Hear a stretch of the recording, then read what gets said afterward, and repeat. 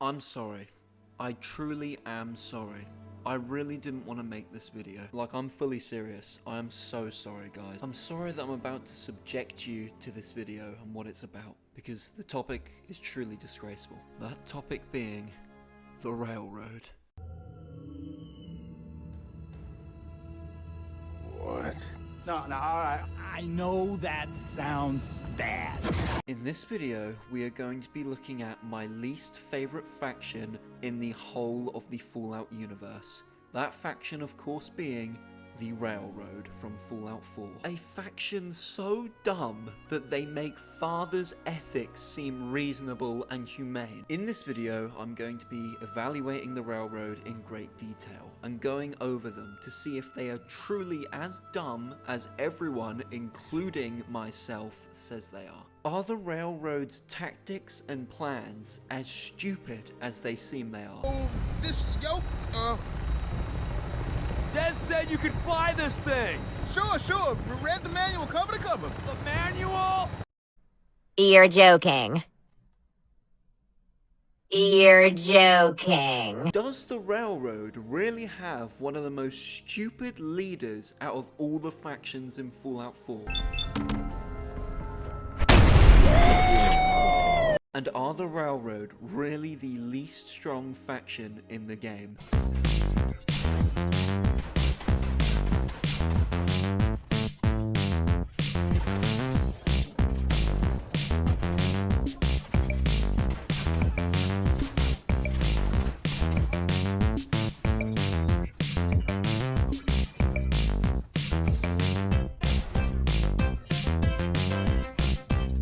Well, without further ado, let's find out. Before we continue this video, I just want to say a like and a subscribe with the bell notifications on would really be appreciated. Thank you guys so much for the tremendous amount of support on the last video. It truly does mean so much to me, and thank you for 1K subscribers. We are going to roll forwards now, so thank you guys. Anyway, I'll continue with the video. The Railroad is a faction built on the principle that all synths should be free. The Railroad have dedicated their causes to saving synths. Now, in terms of weapons, the Railroad use a large range of different types of weapons. They use pipe pistols, laser weapons, rocket launchers, grenades, and all different types of guns. While, like I say, the Railroad use a large range of different weaponry, there is one main weapon that they specialize in and use quite a bit. This gun is called the Railway Rifle, and it's extremely powerful. It almost looks like the Railroad have handcrafted this gun themselves, fitting it for the purposes they need it for. The gun does 100 damage and can be sold for 290 bottle caps, making it not only the most expensive gun we've looked at so far, but also the most powerful in terms of raw damage from all the faction's weapons we've seen so far in this series. The gun is very powerful and especially good at chipping away at Brotherhood of Steel armor, which is extremely important considering that the Brotherhood of Steel are the Railroad's enemy. This weapon is the most powerful we've seen so far from all the factions and shows that the Railroad can use their smart heads to make something extremely effective. However, where the gun wins in damage, I don't think it wins in its numbers, as I think in the whole Railroad there is around 40 to 60 of these guns made. I think this because the members that use this gun are always very high ranking, and we don't see this gun until very later on in the game. In fact, unlike the Brotherhood of Steel, where if you do the first quest with them you get their weapon straight away, to get the Railroad Rifle you have to do a lot of quests with the Railroad, and in fact get very late into their quest line as a whole. This may be because not many of this gun variant was manufactured. This would explain why the Railroad Rifle is such high value, and it would also explain why the Railroad feels so inclined to only give their gun away to the best agents. It is also quite important to note that the Railroad Rifle doesn't have great ammo capacity, so that's just something to note there. The Railroad also have some other powerful weapons, such as at least one minigun. For an extremely small faction, the Railroad are actually equipped very well in weaponry. Now let's talk about the Railroad's numbers. We want the numbers, Mason. That's all we've ever wanted. The railroad uses agents to do their undercover missions, and then soldiers/heavies to do their main battles. Now I think there are around 50 railroad agents, and I think that because everyone in the actual railroad HQ is an agent. And then there are people even on the Commonwealth who are agents, so. Now in terms of railroad soldiers or heavies, I think there are around 45 of them, because we see 25 soldiers fighting in the Battle of Bunker Hill, and then we can assume there are around 25 or more in reserve. This brings our number to 45. The railroad also have one Cleo, so we can add that. She's a robot, by the way. There are also a lot of synths within the railroad, and a lot of people outside the main railroad that actually help them. So we'll add another 25 people on here for synths and helpers outside the railroad. This makes our total number of personnel in the railroad 50 railroad agents, 45 railroad soldiers/heavies, and then 25 others or synths helping the railroad. Plus of course one Cleo. Okay, that's slightly awkward. I just realized I completely butchered Pam's name in post-edit. My bad guys, it's anytime I call Pam Cleo I apologize, but yeah, it's Pam. Fucking idiot. This brings our number to 121 personnel in the railroad, which is shockingly small. We can estimate there would be around 40 to 50 railroad members fighting in active combat on the ground. Whether this is railroad heavies clearing out zones, or railroad agents helping synths escape the Institute, we don't know, but we know there are a lot of personnel on the ground at all times in active service. It's also really important to note that the railroad armor is not very good at all. Agents just wear their normal clothes, and soldiers have self-made, homemade armor, which is very weak. This brings the railroad's final stats as the following.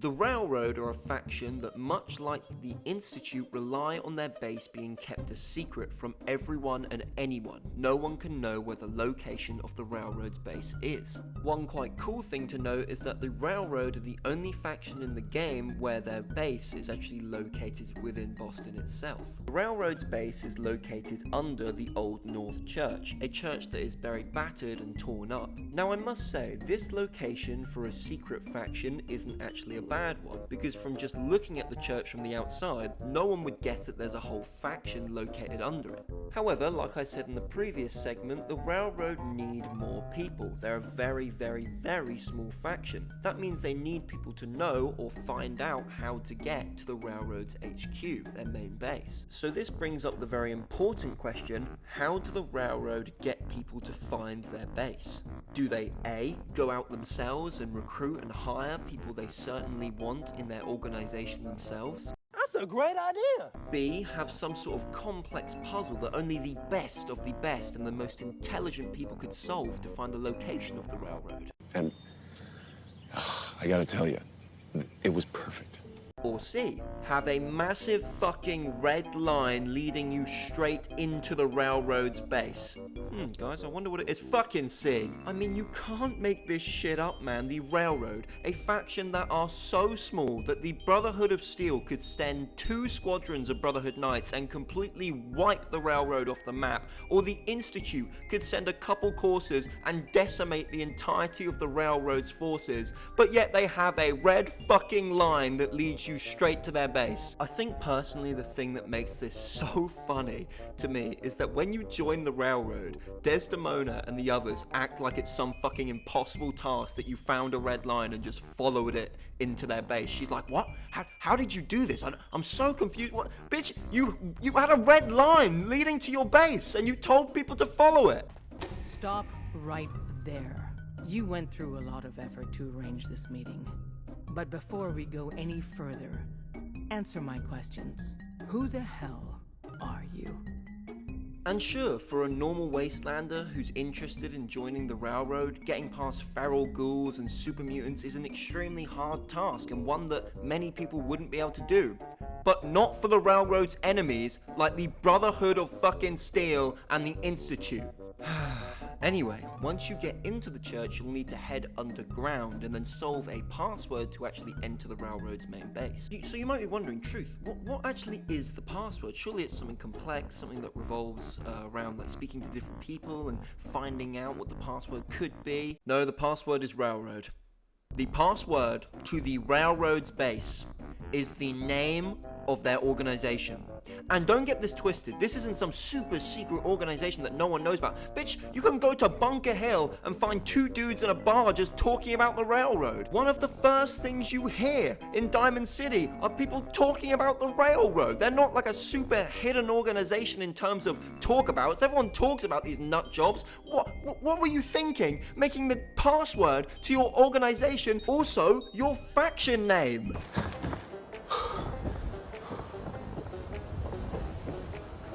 Sometimes you gotta wonder, does anyone fight back? Institute has to have enemies, right? What? You mean the railroad? That's a fairy tale, man. They don't exist. Nah, I heard from my cousin. He knows a guy that works for him. They got a code phrase and everything. Follow the Freedom Trail. The hell is that supposed to mean? You're full of it, and that kind of talk is gonna get you snatched up by the synths. What? You mean the railroad? Knows a guy that works for him. They got a code phrase and everything. Good job, guys. You really fooled the Institute and Brotherhood with that one. I guess they'll never fight. Oh shit, they're at the door now.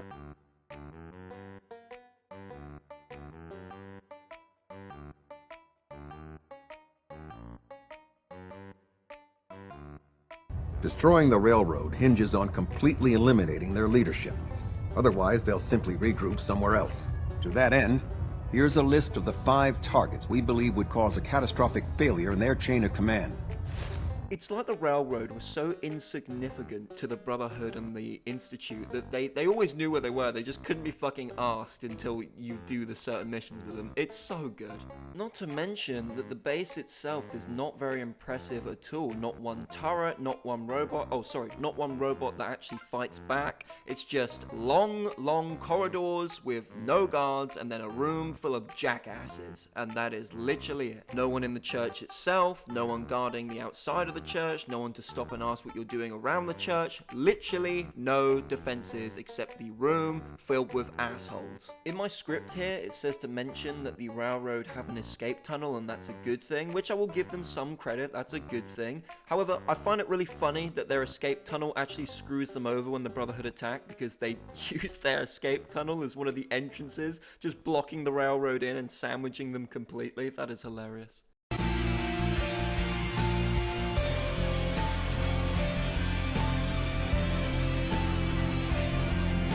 And the fighters in the railroad themselves, like I said before, wear no particularly strong armor, so the only asshole you have to worry about if you wanted to go slaughter all these assholes is Glory. But once she's gone, it's just, once again, a room full of useless assholes. The first time I completely slaughtered the railroad, I actually felt really sorry for them, because they are so pathetic and puny to my power armor and my mini nuke, that it actually is just sad wiping these guys out. It just feels like you're killing, like people with no weapons. It's so insignificant. Now, I will give the railroad some credit where credit is due. They do have other bases branching around the Commonwealth. However, do not get this mistaken. Do not get me wrong here. These bases are not better. One of them is a tower. As you can probably imagine, a tower slash skyscraper doesn't have many exits, so the Institute come up and just kill every agent in the tower. Mission proceeding according to plan. Ambush set for railroad targets. Prepared to reclaim any synths they possess. You can't make this shit up, man. There's a quest line where you have to go check on your buddies in the railroad, see if they're just all dead. They're all dead at the top of this tower. It's like one courser comes in and just wipes them all out. So on that note, I'm going to give the railroad a 24% effectiveness on the effectiveness scale. Now let's talk about the railroad's tactics, because I think they're very interesting. To put it very bluntly and straightforward, the railroad, as I've said, are a very small faction. Therefore, they can't rely on standard tactics that other factions may use. They have to dig deeper and use some different tactics, let's just say. And these different tactics could be described as guerrilla warfare style. You see, in a one-on-one battle with any faction, the railroad are getting completely smoked. However, give the railroad a fortified area that they can protect and hold, and we have a different story to tell. In my Brotherhood of Steel video, I talk about how the Brotherhood of Steel won the Battle of Bunker Hill by definition.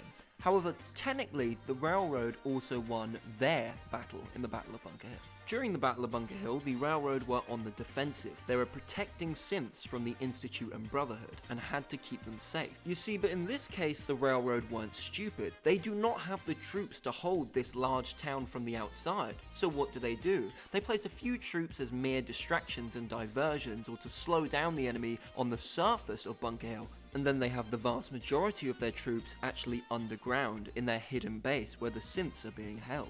And it's under the ground here where we see the Railroad use their best skills. You see, when the Brotherhood and Institute get down to the underground base, the Railroad spring a trap using turrets and fortifications, their best weapons, and obliterating all of the Institute and Brotherhood from multiple different sides of this underground base. Now, I'm not saying that I don't think the Brotherhood of Steel won the overall battle, because I still think that. However, the Railroad may just have bought themselves enough time and conflicted enough amount of damage on their enemies to evacuate their synths, in a world, in a universe, where the sole survivor wasn't helping them.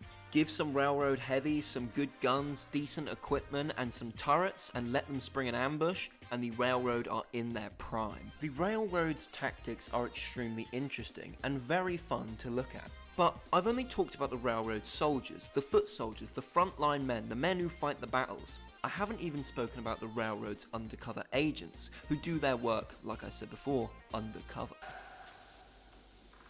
Well, no shit. And to truly understand how good the Railroad's tactics are, we need to talk about their best feat, which involves the Railroad's agents. The Railroad use agents to go undercover and try and save synths. They also use agents for clearing out hostile locations and just general intelligence missions. However, without a doubt in my mind, the Railroad's biggest feat is when they win against the Institute, because not only do they win, destroying the Institute, but they also free the most amount of synths they ever have before. Their plan for this revolves around sending one of their agents into the Institute to work undercover, and then using a synth uprising to stand up to the Institute and take over, freeing as many synths as they can in the process before destroying the Institute altogether.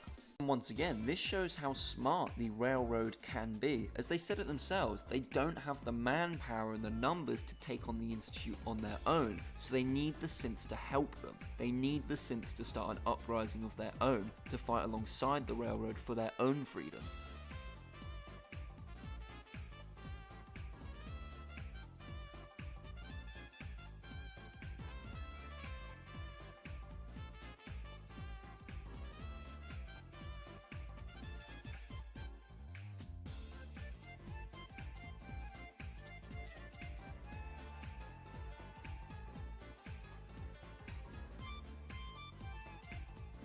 Now, I would like to end this segment of the video praising the Railroad like I have been and talking about how their tactics are amazing. However, sadly, the underlying truth is that their plans and tactics just aren't as good as I've been making them out. I think the soldiers' tactics are amazing and work immaculate in battles, but when we look at the agents, things become very far-fetched. First off, if this was a more realistic Fallout, then the Railroad's fucking idiotic plan against the Brotherhood would have never ever worked. They basically just wing their entire plan and hope they win, and somehow they do. It's bullshit. It would never actually work. Now, I'm not going to go into detail on it here because I feel like I did a very good job of that in my Brotherhood of Steel video, but just know that their plan is fucking stupid, and in a realistic world it never would have worked. I also discovered that the Railroad are massive defeatists, because if you fail the Railroad's main quest, Desdemona literally turns around and says, "Okay guys, we give up. Sorry, I guess we can't save the synths now, lol." No way to coordinate with Z-114? I'm afraid we've lost our only chance. We have to think of something to save the synths. I wholeheartedly agree. Pam's already crunched the numbers on this scenario, though. Without help, the Railroad simply doesn't have the numbers to do anything to the Institute.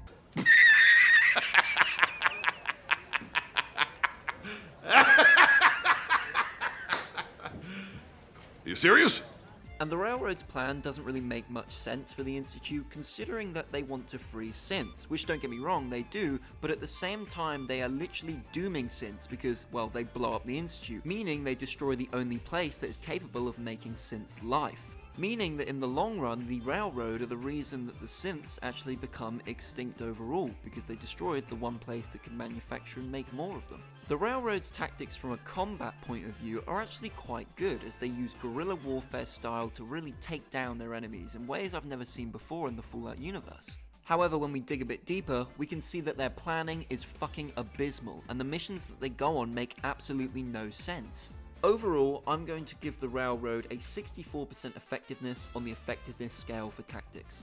Okay, now let's talk about the railroad's leader, because boy do I have a lot to say about old Desdemona. Speaking of old, let's start with her age. We can estimate that Desdemona is a woman in her 40s to 50s, so we're going to be nice and say 46. From what I can tell, she herself is quite respected within the railroad, however they don't really make it very vocal that they like Desdemona too much. However, from my consensus, they do seem to like her as a leader, or at the very least, respect her leadership and tolerate it. From an overall people point of view, Desdemona tries to be liked at least. I mean, she gives a lot of speeches throughout the game, and she's the only leader to actually give consistent speeches throughout the game, so she gets some brownie points there. She does clearly connect with the railroad agents on a deeper level than any other faction leader, so it makes me feel that she does care for them, even though she doesn't show it very often. However, sadly, much like a lot of things in this video, there are some major issues with Desdemona's leadership. To start with, though Desdemona is the outright leader of the whole railroad, she seems to undermine her peers and fellow agents, or at the very least comes off as very ungrateful for the amount of work her agents and fellow peers do. We can see this very clearly with her second in command, who she constantly seems to undermine, as she doesn't seem to keep him very well informed on any decisions she makes. Recover this, but that's hardly the point. Without a lick of training, and us knowing hardly anything about you, Des has invited you to join HQ. It would have been nice if she had consulted with her second in command. Not to mention, this directly parallels with how bad her planning is, as her planning can seem very messy, and this ends up leading to a lot of railroad agents feeling like they've been left in the dark on things we would think they should know. What are you doing here? Wait. We got assigned the same damn job? With all our compartmentalization bullshit, this sort of shit happens. You got the job from the good neighbor side. I got it from Griswold's safe house. Oh, maybe we should send for more backup. Drag that candy-ass Carrington out here too. This really makes Des feel like she doesn't really think her plans through. And then to top this off, the plans she makes, we often see her disagreeing on certain things in those plans with other agents within the railroad, often her second in command. Like I said before as well, Desdemona comes across as a big defeatist, as she seems to give up far too quick for me to understand anyway. You and the others go help Glory. Win that fight or we're all dead. And then how she plans her missions are also kind of strange, because sometimes it's just completely her plan, and then other times she lets the whole railroad chip in on the plan, which often leads to missions feeling very confusing on who I should be taking orders from or what the plan actually is, as so many different members of the railroad have put it together. Or one idiot called Tinker Tom. To be fair to her, she herself does fight on the ground with her troops, so I'll give her points there. And out of all the faction leaders, she seems to be the one with the deepest connection to the people actually in her faction, knowing them personally. Overall, Desdemona's planning is extremely strange. She seems to undermine both her agent's work and authority all at the same time, and she never seems very confident in anything she says or does. And then, from my opinion, she gives up way too quick on the things she's been fighting for her whole life. All that being said, she does connect with her agents on a very personal level and does seem to be liked within the railroad. She also of course fights alongside her agents, which helps as well. I do want to say a quick side note here, she can sometimes come off as a little bit sociopathic. I don't know why, it's just kind of strange. Almost like what I said about Father in my last video, her morals sometimes seem really strange. Anyway, she also gives the railroad a decent amount of freedom with their decisions, which is kind of cool. But overall, I'm going to give Desdemona a 56% effectiveness on the effectiveness scale for leadership. Now let's talk about the chain of command in the railroad. And to be honest, I really don't know how to start this section of the video because the chain of command within the railroad is so confusing. So you have Desdemona at the very top, and then you have Dr. Carrington as the second in command. Then from here it gets really strange and confusing because I assume it's Deacon because he can recruit people into the railroad and it seems like other agents can't, and then the agents below him, and then the soldiers, but I'm not really sure. Now, I'd like to say that all the agents are viewed as equally, but that's wrong, because Desdemona clearly calls all the shots, even though it's implied that she's supposed to consult Dr. Carrington first. Now, in terms of missions, the agents get their missions from either Dr. Carrington, Desdemona, or the drummer boy, but this clearly doesn't work because agents end up accidentally helping each other with missions, which shows the internal issues that the railroad has, as most agents feel unsatisfied, left in the dark, and confused on what their missions and assignments are. And this also shows that the three people dishing out the main missions aren't coordinating between each other. I also have no idea who the soldiers report to. Though it is clear that railroad agents plan missions, I'm not really sure who gives the final get-go. Overall, this chain of command is extremely weak and extremely vulnerable as well. I'm not really sure where the soldiers report to, and I'm not really sure where some of the agents are supposed to report to, as many of the agents end up accidentally going on the same missions with each other. The only thing I know is that the railroad's agents do get to do some planning, and that Desdemona is the leader with Dr. Carrington under her. And it's for all these reasons that I'm giving the railroad's chain of command a 28% effectiveness on the effectiveness scale. Now let's take a look at the railroad and compare them to a real-life military force. And let's start off with the US. Now, the railroad actually, believe it or not, do not relate to the US Army very much. So the only thing I could really find is that the railroad relate in the fact that they have lots of bases over the Commonwealth, much like the US does over their land and territories. But other than that, I got nothing, G. So let's compare them to a military I think they're actually like. And that military, that fighting force, is the Viet Cong from the Vietnam War in the 60s. Now, much like the railroad, the VC fought best on their back foot when they were holding and defending areas against the US. The railroad used guerrilla warfare style tactics much like the VC did in the Vietnam War to lure their enemies in so they can spring a trap on them and surround and ambush their enemies. The VC also relate to the railroad in the fact that they're a very small fighting force, much like the railroad are when you compare them with the people they're fighting against, and the VC also have underground systems like the railroad do. But what do you guys think? Which military power in the world would you relate the railroad to? Let me know in the comments down below. The railroad are a faction that can be summed up in one word, that word being dumb. Their plans make little to no sense, their leadership is extremely poor, and their chain of command is very, very confusing. To top this off, the railroad's numbers are laughable, and their plan to take down the Institute is idiotic. The railroad should win a Darwin Award for how easy it is to find their base, and then how easy it is for their enemies to take them down. The railroad, with their guerrilla warfare-like tactics, can be extremely dangerous and powerful. Pair this with their great minds, which is put to use only 10% of the time to make a good plan, and you can be dealing with a seriously dangerous foe. But take that away, and sadly you're left with a room full of wannabe do-gooders. Here are the final stats for the railroad.